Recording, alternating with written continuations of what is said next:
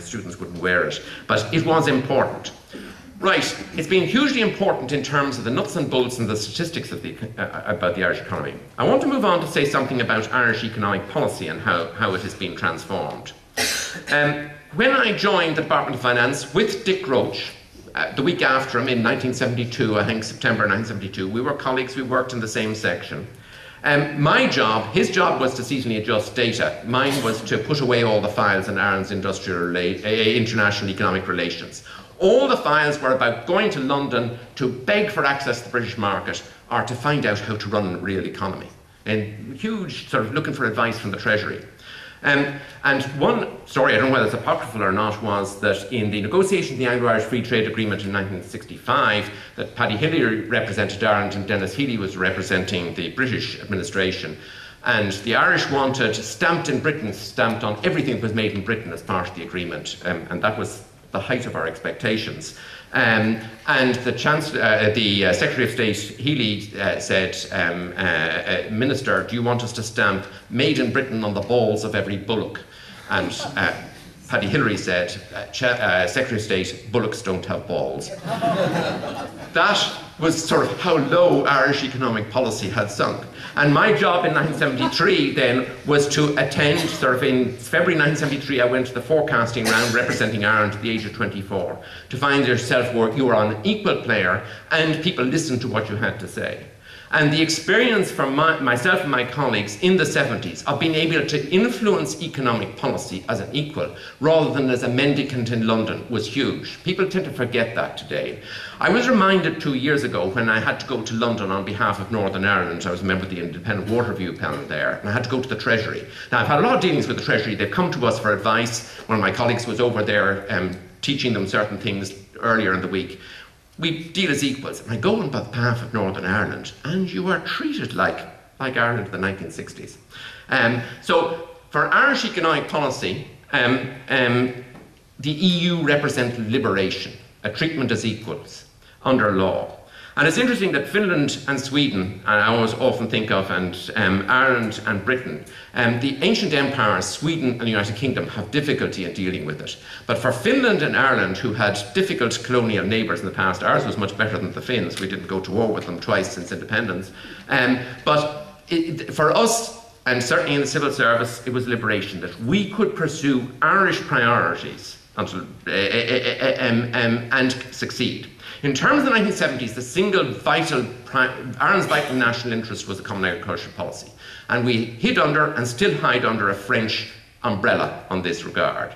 And it is one of the concerns that if we vote no, will the French want us under that umbrella in the future? I'll come back to that. In the 1980s, it was the structural funds, and we received major support from the German government and very generous treatment on the structural funds.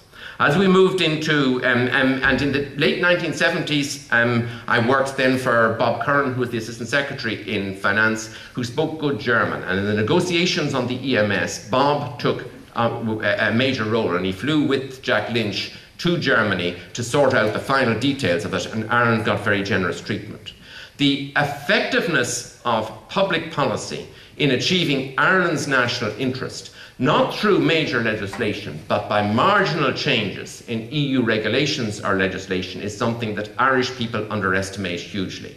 And the fact that being friends, networking, getting on with people in Europe, and relying on their goodwill to help you is so important to us and has been so important to the past is something that people seriously underestimate. In terms of taxation, from the 1990s onwards, taxation, our independence in that has been, I suppose, the single national interest. My concern is, I think we need a broader concept of Ireland's economic interest within Europe and pursuing policy in the future. But it's not just about the civil service in terms of policy making. The partnership process has been a success in Ireland. And people talk of, oh, it's Bertie or the Nest report in 1987. I think it's the bar in Brussels airport. I've spent so many nights on Friday nights in Brussels airport, the plane is delayed, Dick, you know all about it. And what do? You have a drink. And who was drinking together? John Carroll of SIP2 might be with Turlough O'Sullivan of IBEC. They were forced to sit together.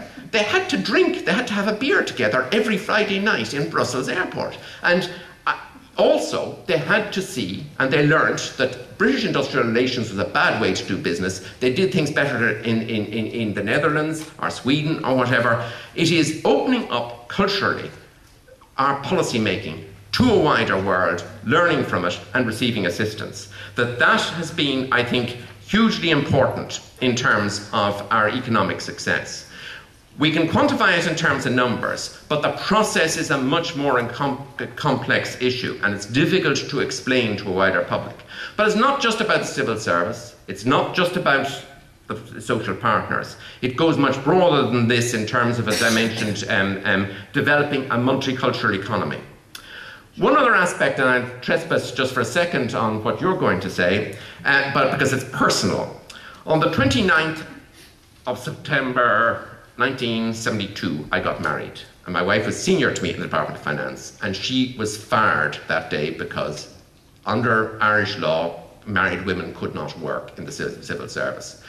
As a result of EU membership, in June of the following year, that law was changed. Now, my wife was not taken back on permanently, she was taken back on contract. Actually, she ended up resigning 4 times to the Department of Finance. The last time when she got some revenge going back as Minister of State at the top with Bertie in 1992. But it is something in terms of women and men of my generation, the equality agenda, turning Ireland around socially. And subsequent legislation on equal pay, a whole range of areas, that it modernised Ireland, which for me